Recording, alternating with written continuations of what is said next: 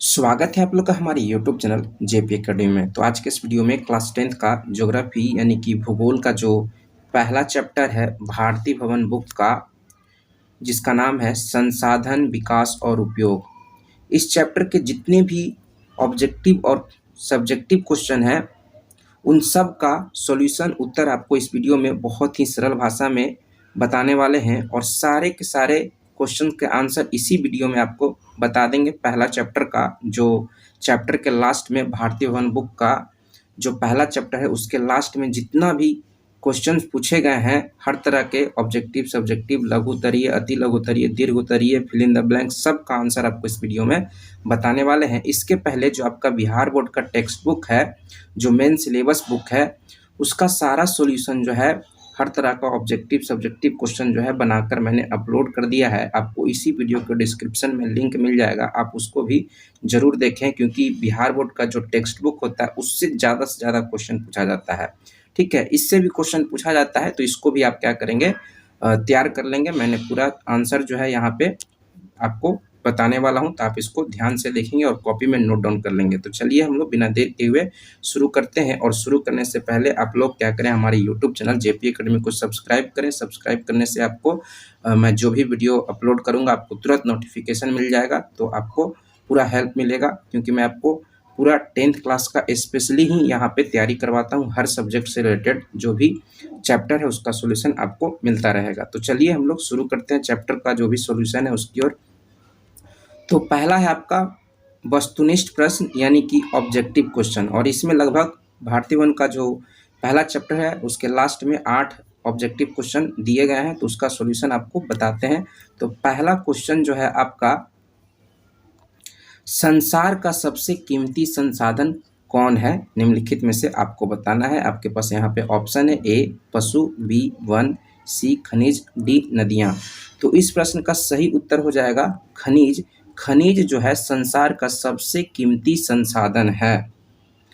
ठीक है, ये एग्जाम में क्वेश्चन पूछा जा चुका है, बोर्ड में आपको बताते चलेंगे कौन कौन सा क्वेश्चन जो है बोर्ड परीक्षा में पूछा जा चुका है या इन फ्यूचर में पूछा जा सकता है, ये आपको बताते चलेंगे।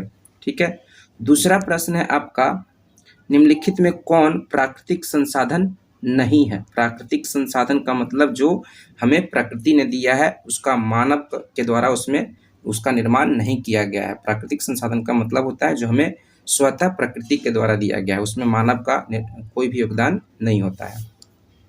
तो कौन सा आपको ऑप्शन यहाँ पे दिया हुआ है? ए वन, बी नदियाँ, सी नगर, डी खनिज। इसमें से कौन प्राकृतिक संसाधन नहीं है? तो देखेंगे वन जो है ये भी प्राकृतिक संसाधन है, नदियाँ भी है प्राकृतिक संसाधन ही है, खनिज भी क्या है आपका प्राकृतिक संसाधन ही है।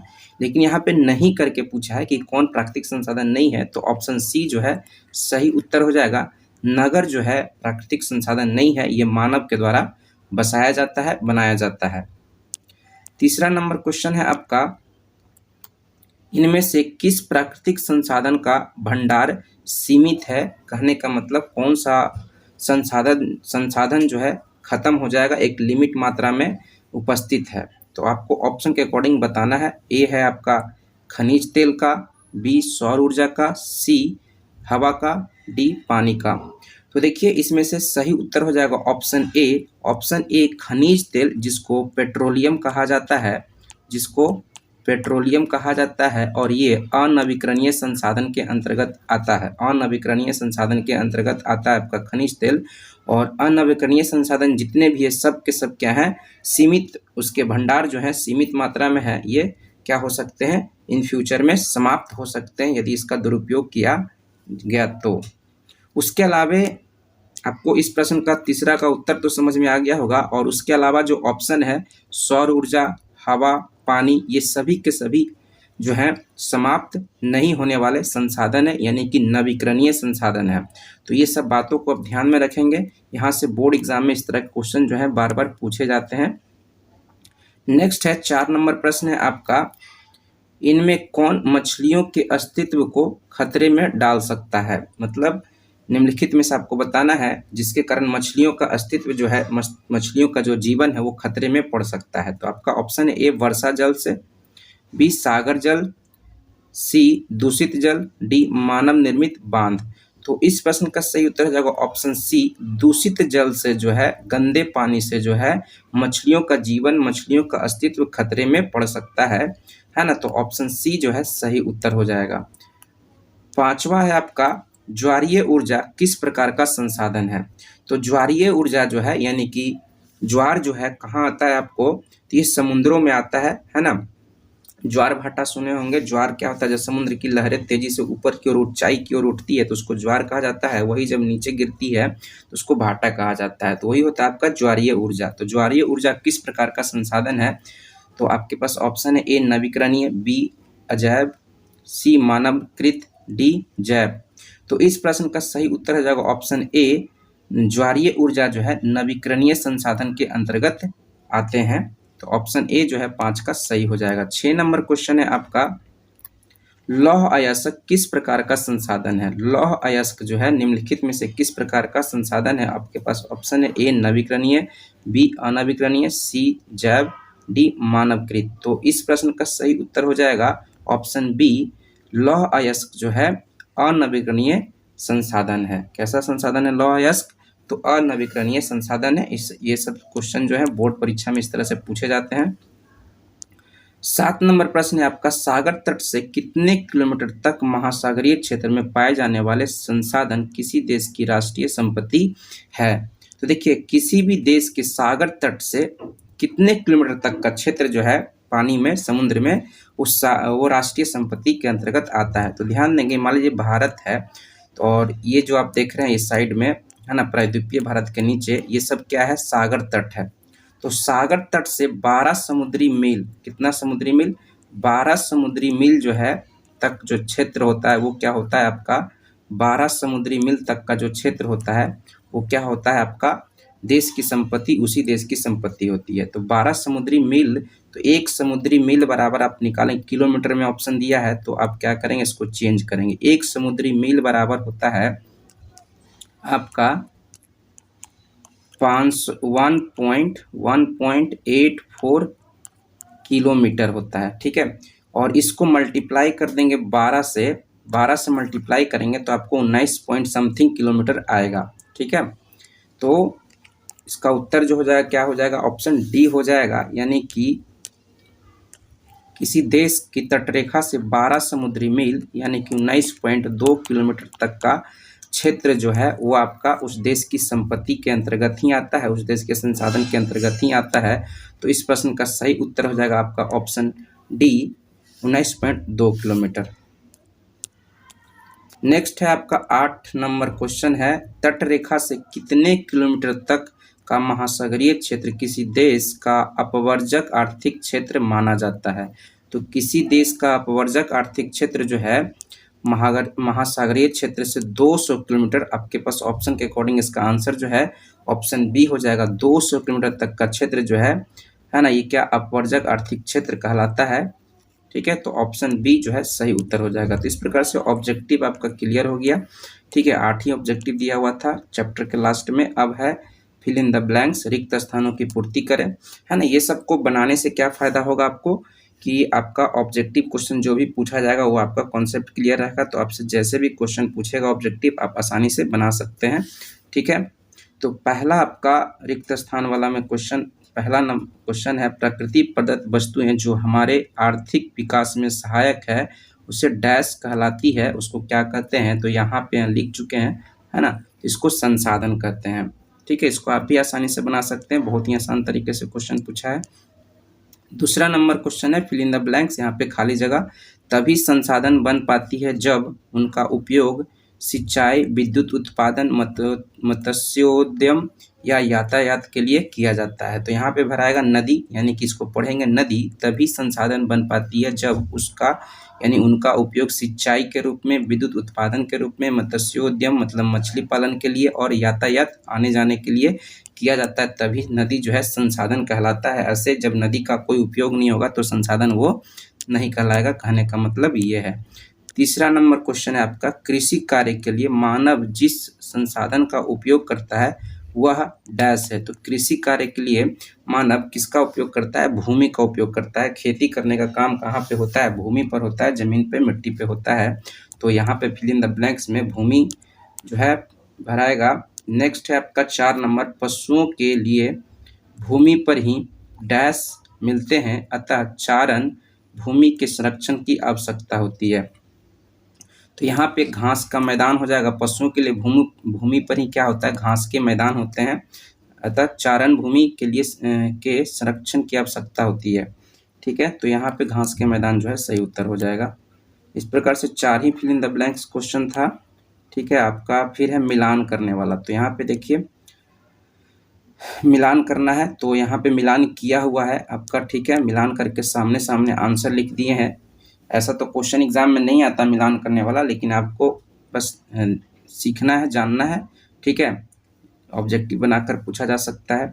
मानवकृत संसाधन कौन सा है, तो बांध ही जो है सही उत्तर हो जाएगा इसका। ठीक है, प्रकृति प्रदत्त संसाधन कौन सा है, तो वर्षा जल के साथ इसका मतलब मिलान होगा।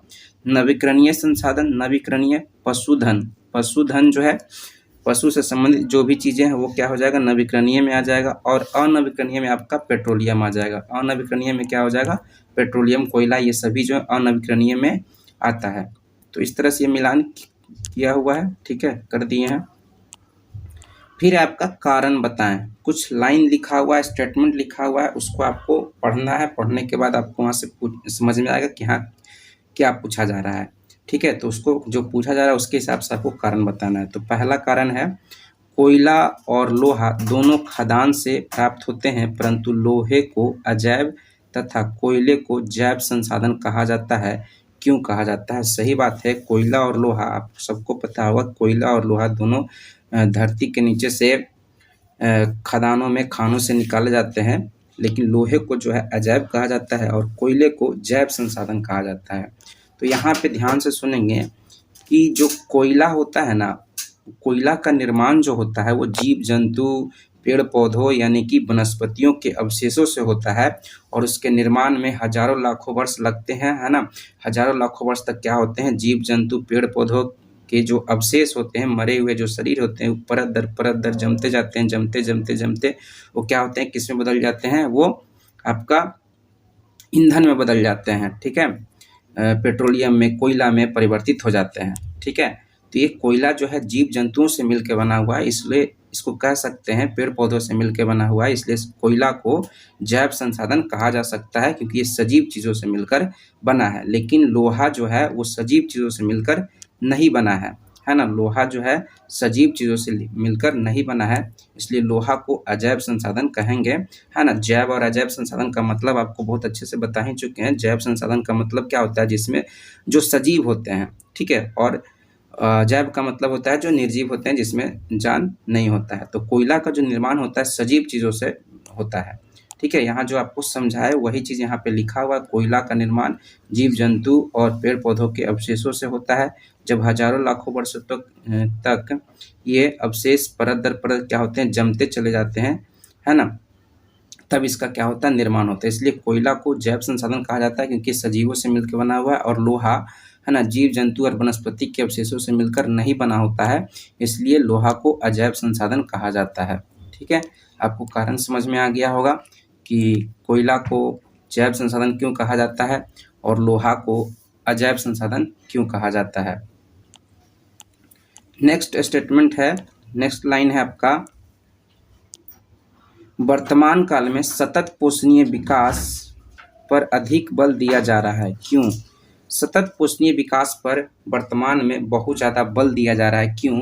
क्योंकि सतत पोषणीय विकास जो है ये आपको, हमको, सबको क्या सिखाता है कि हमें संसाधनों का उपयोग नियोजित तरीके से, प्लानिंग करके और विवेकपूर्ण तरीके से करना चाहिए, और संसाधनों का उपयोग इस प्रकार से करना चाहिए वर्तमान समय में कि आने वाले पीढ़ी के लिए भी क्या हो सके, संसाधन उपलब्ध रहे, बचा रहे, संरक्षित रहे, ताकि आने वाली पीढ़ी भी संसाधनों का उपयोग कर सके। ठीक है, तो ये इसलिए सतत पोषणीय विकास को क्या किया जा रहा है, बल दिया जा रहा है, उस पर फोकस किया जा रहा है। तो ध्यान देंगे, जो आपको बताए वही यहाँ लिखा हुआ है। ठीक है, सतत पोषणीय विकास की अवधारणा संसाधनों के संरक्षण से संबंधित है, यानी सतत पोषणीय विकास हमें संसाधन को बचाने के तरीके बताता है ना। बचाने के लिए, संसाधनों को बचाने के लिए, संरक्षण करने के लिए क्या करता है, जागरूक करता है। ठीक है, समझे, जिसके अंतर्गत लोगों को जागरूक किया जाता है कि हमें संसाधनों का उपयोग वर्तमान में ऐसे करना चाहिए ताकि भविष्य में आने वाली पीढ़ी भी संसाधनों का जो है, जो भी वर्तमान में संसाधन है वो भी भविष्य के लिए क्या हो सके, बचा रहे और उसका आने वाली पीढ़ी भी क्या करे, उपयोग करे। इसलिए सतत पोषणीय विकास पर अधिक बल दिया जा रहा है। तो दूसरा कारण आपको क्लियर हो गया होगा। तीसरा कारण है आपका, खनिजों को अपूर्य संसाधन कहा जाता है पर वनों को नहीं, क्यों? खनिजों को अपूर्य, अपूर्य का मतलब है ना, इसकी पुनः पूर्ति नहीं होती है, ठीक है। जैसे कि वन की पुनः पूर्ति होते रहती है, वन कभी समाप्त नहीं होता है, इसकी पुनः पूर्ति होते रहती है, नवीकरणीय संसाधन में आता है वन, है ना। लेकिन खनिज जो है अनवीकरणीय में आता है, इसकी पुनः पूर्ति नहीं होती है, ये समाप्त हो सकते हैं, इसलिए खनिजों को अपूर्य संसाधन कहा जाता है, ठीक है। तो आपको समझ में आ रहा होगा, और जो आपको समझा रहे वही स्टेटमेंट यहाँ पे आंसर के रूप में लिखा हुआ है। खनिजों को अपूर्य संसाधन इसलिए कहा जाता है क्योंकि ये अनवीकरणीय संसाधन है, इसकी पुनः पूर्ति होने में हजारों लाखों वर्ष लगते हैं, ये सीमित मात्रा में पाए जाते हैं, ये समाप्त हो सकते हैं, इसलिए इनको खनिजों को अपूर्य संसाधन कहा जाता है। जबकि वन जो होते हैं नवीकरणीय संसाधन के अंतर्गत आते हैं, इसकी पुनः पूर्ति जो है हमेशा लगातार होते रहती है, ये कभी समाप्त नहीं होते हैं। सही बात है, वन है तो वन में पेड़ होंगे, उसमें बीज होंगे, फल होंगे, बीज क्या होगा, फिर गिरेगा, ठीक है, वो फिर ढेर सारा पौधा निकल जाएगा। तो इस तरह से क्या होता है, सर्कल चलते रहता है और वन जो है कभी समाप्त नहीं होगा, ठीक है, और वो नवीकरणीय संसाधन के अंतर्गत आता है। तो आपको कारण समझ में आ गया होगा, इसको पढ़ेंगे, ठीक है। नेक्स्ट है आपका कारण वाला क्लियर हो गया। अब आता है आपका अति लघुतरीय प्रश्न, है ना। ये सब 2 नंबर के क्वेश्चन आ सकते हैं, तो आप इनको क्या करेंगे, प्रैक्टिस किए रखेंगे तो आपसे क्वेश्चन कैसे भी पूछे आप बता सकते हैं। कभी कभी अति लघुतरीय वाले जो प्रश्न है वो ऑब्जेक्टिव के रूप में पूछे जा सकते हैं बनाकर क्वेश्चन, तो आपका पूरा कॉन्सेप्ट क्लियर रहेगा, तो आपसे प्रश्न जैसे भी पूछे आप बता सकते हैं, ठीक है। अति लघुतरीय प्रश्न में आपका है संसाधन के वर्ग कौन कौन है। तो संसाधन के मुख्यतः 2 ही वर्ग हैं, है ना। संसाधनों को मुख्यतः 2 ही वर्गों में बांटा गया है, 2 ही प्रकारों में बांटा गया है।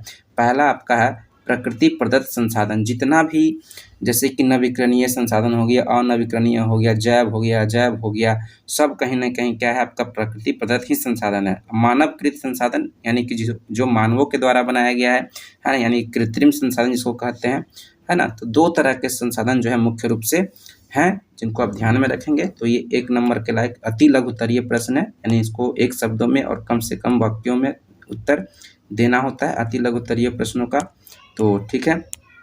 फिर दूसरा नंबर प्रश्न है पृथ्वी सम्मेलन कब हुआ। ये बहुत इंपॉर्टेंट क्वेश्चन है, इससे ऑब्जेक्टिव क्वेश्चन पूछेगा ही पूछेगा आपके बोर्ड परीक्षा में, इसको आप ध्यान में रखेंगे। तो पृथ्वी सम्मेलन के बारे में, है ना, आपको बता ही चुके हैं, अब वीडियो देखे होंगे तो आपको पता ही चल गया होगा, ठीक है। पृथ्वी सम्मेलन यहाँ पे लिख दिए, 3 पृथ्वी सम्मेलन हुआ, ठीक है।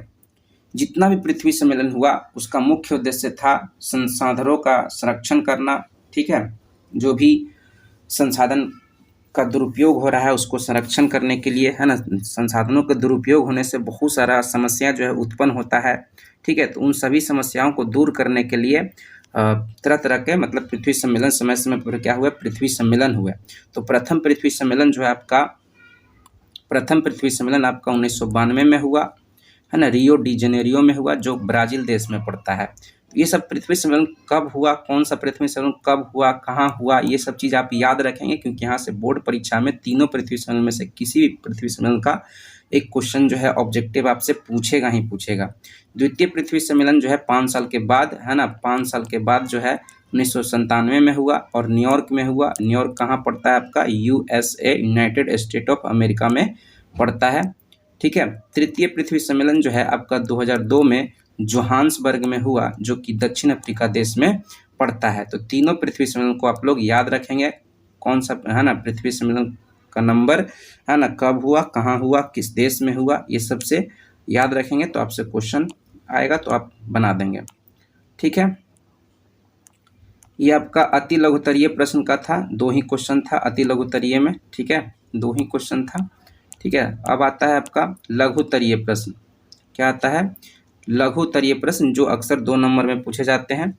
ध्यान देंगे, पहला क्वेश्चन है, खनिज भंडार कब संसाधन बनते हैं, इन्हें किस वर्ग के अंतर्गत रखा जाता है। देखिए, कोई भी संसाधन होता है ना, संसाधन कोई भी चीज़ है इस धरती पर, वो चीज़ या वो वस्तु तभी वो संसाधन कहलाता है जब मानव के उपयोग के लायक वो हो जाता है, या मानव जो है उसको अपने उपयोग के लायक बना लेता है, तभी वो चीज़ जो है संसाधन कहलाता है।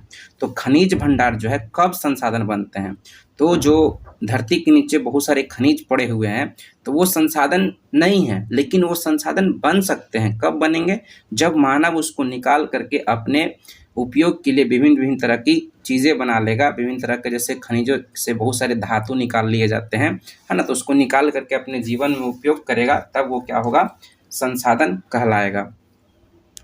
ठीक है, तो कब खनिज भंडार कब संसाधन बनते हैं, जब मानव अपने विवेक और तकनीक की मदद से, है ना, विवेक मतलब ज्ञान, तकनीक मतलब टेक्नोलॉजी, है ना, विभिन्न तरह का टेक्नोलॉजी होता है, की मदद से खनिज भंडार को अपने उपयोग के लायक क्या करता है, बना लेता है, तब वह संसाधन बन जाता है, संसाधन कहलाता है। और खनिज भंडारों को जो है अनवीकरणीय संसाधन के अंतर्गत और अजैव दोनों के अंतर्गत रखा गया है, दोनों वर्गों में रखा गया है खनिज भंडार को।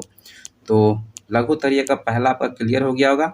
नेक्स्ट है आपका दूसरा नंबर है, नवीकरणीय संसाधनों के कोई दो उदाहरण लिखें। नवीकरणीय संसाधन के दो ही उदाहरण आपको तो बहुत सारा बता चुके हैं, है ना। तो नवीकरणीय संसाधन के दो उदाहरण निम्नलिखित है। पहला सौर ऊर्जा, दूसरा पवन ऊर्जा, तीसरा आप लिख सकते हैं आपका भूतापीय ऊर्जा, चौथा हो जाएगा ज्वारीय ऊर्जा, है ना, जल हो गया। ये सब जो है आपका नवीकरणीय संसाधन के अंतर्गत ही आता है। वन हो गया, जीव जंतु हो गए, सब नवीकरणीय संसाधन के अंतर्गत ही आते हैं। नेक्स्ट है आपका तीसरा नंबर है, मानवकृत किन्हीं चार साधनों के संसाधनों के नाम लिखें। मानवकृत मतलब मानव के द्वारा बनाया गया बहुत सारा चीज़ है, आप ढेर सारा चीज़ लिख सकते हैं, ठीक है, लेकिन चार ही नाम पूछा है, तो आप क्या करें, जो आपको मन में आ रहा है, जिसको मानव ने बनाया है, उसको क्या करें, नाम लिखते जाए। तो मकान जो है मानव ने बनाया, मोबाइल जो है मानव ने बनाया, पंखा जो है, टीवी जो है, टेबल जो है, कुर्सी जो है, सब कुछ जो है किसने बनाया, मानव ने बनाया है, इसलिए इसको मानवकृत संसाधन कहा जाता है, जिसके चार नाम लिखे हुए हैं। फिर है आपका जैव और अजैव संसाधन से आप क्या समझते हैं, मतलब जैव और अजैव संसाधन का परिभाषा बताना है, उसका उदाहरण बताना है। तो जैव संसाधन किसको कहते हैं, जो सजीव होते हैं, है ना, जो सजीव संसाधन है, यानी कि जो जिसमें जान होता है, जैसे पेड़ पौधे, जीव जंतु, ये सभी क्या है, जैव संसाधन है, क्योंकि ये सजीव हैं। अजैव किसको कहेंगे, जो निर्जीव होते हैं, है ना, जो निर्जीव संसाधन है उसी को अजैव संसाधन कहा जाता है। जैसे खनिज हो गया, मिट्टी हो गया, आपका चट्टान हो गया, पर्वत हो गए, पठार हो गए, ये सभी के सभी क्या है, अजैव हैं। ठीक है, तो इस तरह से जो आपको समझाए वही क्या है, इस तरह से आपका लिखा हुआ है। आपसे जब पूछेगा कि जैव अजैव क्या है, तो क्या करेंगे, एक तरफ जैव लिख देंगे, एक तरफ अजैव लिखेंगे, दोनों का परिभाषा लिखेंगे, फिर क्या करेंगे, उदाहरण लिख देंगे। ठीक है, तो इस तरह से आपका सटीक आंसर हो जाएगा। और जैव अजैव जो है क्वेश्चन आपके बोर्ड परीक्षा में जैव अजैव से पूछ चुका है, तो इसको आप ध्यान में रखेंगे। नेक्स्ट है आपका 5 नंबर है, मानव के लिए संसाधन क्यों आवश्यक है ना। मानव यानी कि हम लोगों के लिए संसाधन जो है क्यों जरूरी है, क्यों आवश्यक है। तो बहुत अच्छे से आप लोग भी जानते होंगे कि बिना संसाधन के हम लोग आगे विकास नहीं कर पाएंगे, आगे नहीं बढ़ पाएंगे। ठीक है, हमारा जीवन जो है सुखमय नहीं हो पाएगा। ठीक है, हमारा जिंदगी कठिन हो जाएगा। ठीक है, तो संसाधन कहीं ना कहीं जिसके पास है वो क्या है, संपन्न है, धनी है, संपन्न है ना। जिसके पास संसाधन हर तरह का जो जो उनकी आवश्यकता की जो चीज़ें हैं वो नहीं रहेगा, संसाधन उनके पास नहीं रहेगा, तो गरीब हो जाएंगे, है ना, वो आगे नहीं बढ़ पाएंगे। तो संसाधन मानव के विकास के लिए बहुत बहुत बहुत ज़रूरी है ना। मानव जीवन को सुखमय और आसान बनाने के लिए संसाधन अति आवश्यक है। संसाधन की मदद से ही मानव क्या करता है, मानव जीवन का क्या होता है, विकास होता है। ठीक है, इसलिए संसाधन जो है बहुत ज़रूरी है। अब आता है आपका दीर्घ उत्तरीय प्रश्न। दीर्घ उत्तरीय प्रश्न यानी कि ठीक है, लॉन्ग क्वेश्चन जो है जो 4 नंबर के पूछे जाते हैं। ठीक है, और यहाँ पे आपका तो दीर्घ दिया है, लेकिन ये आपका 2 नंबर में है जो है आपका पूछा जा चुका है। बहुत इंपॉर्टेंट क्वेश्चन है ना। आप लोग बहुत अच्छे से जान भी गए होंगे, यदि आप शुरू पढ़ रहे हैं तो इसको आप ध्यान से ध्यान देंगे। ठीक है, संसाधन से आप क्या समझते हैं, उदाहरण देते हुए स्पष्ट करें, है ना। पहला नंबर क्वेश्चन जो है बोर्ड परीक्षा में कई बार जो है 2 मार्क्स का पूछा जा चुका है, बहुत बार पूछा जा चुका है, रिपीट होता है बार बार, तो इन फ्यूचर में ये आने वाले परीक्षा में भी पूछेगा। ठीक है, तो संसाधन से आप क्या समझते हैं, उदाहरण सहित आपको बताना है। तो आप क्या करेंगे, इसी तरह से प्रश्नों को उत्तर क्या करेंगे, लिखेंगे। तो आप इतना लिखेंगे 2 नंबर एकदम आराम से मिलेगा। ठीक है, तो हेडलाइन देंगे संसाधन और इसकी परिभाषा लिखेंगे, वे सभी वस्तुएं या पदार्थ जिसका उपयोग मानव अपनी आवश्यकताओं को पूरा करने के लिए करते हैं, तो उसे ही क्या कहा जाता है, संसाधन कहा जाता है। जैसे कि आपका हवा, पानी, गाड़ी, वाहन, पुस्तक, वन, जीव जंतु, पेड़ पौधे, खनिज, है ना, तरह तरह के बहुत सारे संसाधन है ना, ढेर सारा आप लिख सकते हैं जिसका उपयोग करते हैं, जिससे आपका जीवन क्या होता है, सरल होता है ना, वो सब के सब क्या है, संसाधन है। ठीक है, तो उदाहरण लिख दिए। अब संसाधन के बारे में जिमरमैन का एक कथन था, है ना, उन्होंने जो कथन दिया, सही दिया कि जो ये सब स्टेटमेंट लिख देंगे तो आंसर का सुंदरता जो है बढ़ जाएगा, है ना। जिमरमैन का एक कथन है कि जिमरमैन के अनुसार संसाधन होते नहीं बनते हैं, है ना, अर्थात मानव अपने विवेक से यानी कि ज्ञान से और तकनीक की मदद से क्या करते हैं, संसाधनों को अपने उपयोग के लायक क्या करते हैं, बनाते हैं। क्योंकि कोई भी वस्तु या चीज़ संसाधन तभी हो सकता है जब उसको उपयोग के लायक मानव क्या करता है, बना लेता है। जैसे कि खानों में कोयला पड़ा हुआ है, तरह तरह के, है ना, खनिज पड़े हुए हैं, तब उसको तभी संसाधन कहेंगे जब मानव क्या करेगा, उसको खानों से निकाल करके क्या करेगा, अपने उपयोग के लायक बना लेगा। या जो वन में लकड़ियाँ होती है वो क्या है, पड़े हुए हैं, है ना, तब उसको संसाधन नहीं कहेंगे। लेकिन इस वन में जो भी लकड़ी है उसको निकाल करके बढ़ई लोग क्या करे, या जो मिस्त्री हैं जो भी लकड़ी का जो चीज़ बनाते हैं वो लोग उसको बना कर क्या कर दें, वन के लकड़ियों को लाकर टेबल बना दे, कुर्सी बना दे, बैट बना दे, जो भी लकड़ी से बनता है वो चीज़ें बना दें और वो मानव के उपयोग के लायक हो जाए, तब उसको क्या कहेंगे, संसाधन कहेंगे। ठीक है, तो इस तरह से आपका संसाधन का परिभाषा आपका क्लियर हुआ होगा, उदाहरण भी क्लियर होगा। इतना आप लिख देंगे 2 नंबर का, तो आपका 2 नंबर नहीं कटेगा। ठीक है, फिर आपका दूसरा दीर्घोत्तरीय प्रश्न है, संसाधन हुआ नहीं करते बना करते हैं, इस कथन की व्याख्या करें। अब देखिए यहीं पे आ गया, संसाधन हुआ नहीं करते बना करते, यही बात आपको समझा रहे थे। ठीक है, कि सही बात है कि ये कथन जो है, संसाधन हुआ नहीं करते बना करते हैं, ये प्रसिद्ध भूगोलविद जो है जिमरमैन, बहुत बार ऑब्जेक्टिव में पूछा जा चुका है कि संसाधन हुआ नहीं करते बना करते हैं, ये कथन किसका है, तो जिमरमैन का है। किनका है, जिमरमैन का है। इन्होंने सही कहा था कि हम संसाधन जो है होते नहीं है, उसको बनाना पड़ता है ना। तो जैसा कि आपको बताया कि खानों में, खदानों में जो खनिज पड़े हुए हैं, तो उसको संसाधन तभी कहेंगे जब उसको मानव क्या करेगा, निकाल करके अपने उपयोग के लायक बना लेगा, तभी उसको संसाधन कहेंगे। या वन में जो लकड़ियाँ पड़े हुए हैं, तो उस लकड़ी को संसाधन तभी कहेंगे जब उस लकड़ी को वन से ला कर लकड़ी को विभिन्न प्रकार के जो टेबल, कुर्सी, पलंग, है ना, बैट, इस तरह से जो बनते हैं, जो भी लकड़ियों से बनते हैं, वो बना लिया जाए और उसको मानव उपयोग करे, तभी वो संसाधन कहलाएगा। ऐसे उसको संसाधन नहीं कहेंगे। तो यानी कि इनका जो कथन है, संसाधन हुआ नहीं करते बना करते हैं, पूरा का पूरा क्या है, एकदम सही स्टेटमेंट है। ठीक है, जो कि आप समझ रहे होंगे, उदाहरण आपको समझा रहे हैं तो। ठीक है, जो आपको समझाए वही यहाँ पे लिखा हुआ है। ठीक है, तरीके से लिखा हुआ, इस तरह से तरीके से आप पूरा अच्छे से लिखेंगे तो आपको पूरा नंबर मिलेगा। ठीक है, ये सब क्वेश्चन जो है 2 नंबर में ही पूछता है आपके बोर्ड के परीक्षा में। ठीक है, तो देखिए क्या लिखे हैं, संसाधन हुआ नहीं करते बना करते हैं, उपयुक्त कथन प्रसिद्ध भूगोलविद जिमरमैन का है। इनके अनुसार संसाधन हुआ नहीं करते बना हुआ नहीं करते बल्कि बनाए जाते हैं। ठीक है, कैसे बनाए जाते हैं, तो मानव क्या करता है, अपने ज्ञान से, अपने विवेक से और तकनीक से, टेक्नोलॉजी की मदद से क्या करता है, संसाधनों को अपने जीवन के, अपने हो जाएगा यहाँ पे, है ना, अपने जीवन को सुखमय और आसान बनाने के लिए क्या करते हैं, निर्माण करते हैं। किसका, संसाधनों का। जैसे खदानों में उपस्थित जो खनिज हैं संसाधन, है ना, उसको तभी संसाधन कहेंगे या तभी वो संसाधन होते हैं जब उसे मानव खान से क्या करते हैं, मानव जो है मनुष्य खान से, खदान से निकाल कर अपने लिए उपयोगी बना लेते हैं, तभी उसको क्या कहेंगे, संसाधन कहेंगे। और वन के जो लकड़ियां हैं उसको तभी संसाधन कहेंगे या तभी संसाधन होंगे, ठीक है, जब उसे बढ़ई क्या करे, अपने ज्ञान और तकनीक की मदद से क्या करता है, टेबल, कुर्सी, पलंग, अन्य जो चीज़ें हैं जो लकड़ियों से बनते हैं उसमें परिवर्तित कर देता है, तभी उसको क्या कहेंगे, संसाधन कहेंगे। यानी कि जो जिमरमैन का कथन है पूरा का पूरा सेट करता है ना, उपयुक्त बैठता है कि संसाधन हुआ नहीं करते बना करते हैं, यानी कि मानव क्या करता है, संसाधनों को बनाता है, ठीक है, अपने उपयोग के लायक, तभी उसको क्या करते हैं, उन वस्तुओं को संसाधन कहा जाता है। तीसरा प्रश्न है और लास्ट दीर्घोत्तरीय प्रश्न है। इस प्रकार से पूरा हम लोग का चैप्टर का पहला चैप्टर का जो जितना भी क्वेश्चन पूछा हुआ है हर तरह का, उसका सॉल्यूशन आपको कंप्लीट हो जाएगा। ठीक है, और किसी तरह का कोई दिक्कत हो तो कमेंट करें। ठीक है, तीसरा प्रश्न है आपका, आर्थिक विकास के साधन के रूप में मानव के महत्व पर प्रकाश डालें। यानी कि क्वेश्चन को समझेंगे, आर्थिक विकास के साधन के रूप में मानव के महत्व पर प्रकाश डालें। यानी कि जो हम लोग आर्थिक विकास कर रहे हैं, आर्थिक रूप से विकास कर रहे हैं, उसमें मानव का क्या योगदान है। ठीक है,